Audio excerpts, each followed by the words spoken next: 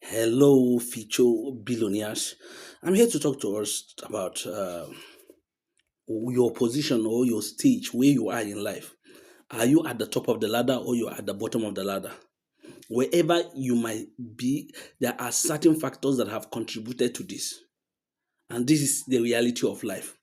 The family you're coming from have a higher tendency to a higher degree have eh, the influence of determining whether you are up the ladder or you're down the ladder. For instance, a person coming out from a poor family have the higher tendency of ending up poor, as the person coming out from a wealthy family has the higher tendency of ending up rich. The reasons are simple. While growing up with your poor parent, you tend to learn a lot from them without actually knowing that you're learning. You tend to adopt their money blueprint. You tend to perceive and see money as they do. You tend to spend money, have their spending behavior. Your attitude towards money to a great extent is a reflection of your parent attitude towards money.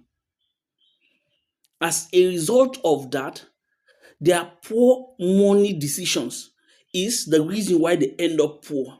So coming out from that family, consciously or subconsciously, you've learned that particular trait, that particular money habit.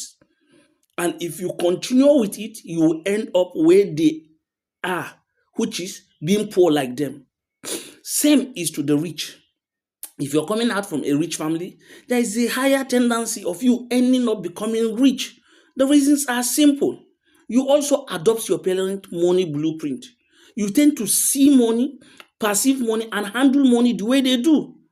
And by so doing, you practice their very effective money management skills, which might end up putting you at the top of the ladder, which means you might end up becoming rich because you're having a healthy money habit. So, where you're coming from to an extent have the tendency of determining where you end up, whether at the bottom of the ladder or at the top of the ladder. But this is not a fixed situation. This is not a hopeless situation. For the fact that those money habits are learned behavior, one coming out from an impoverished family can end up becoming rich, if only if he's willing to unlearn those money behavior that he have adopted from his poor parent to a healthier and better management skills.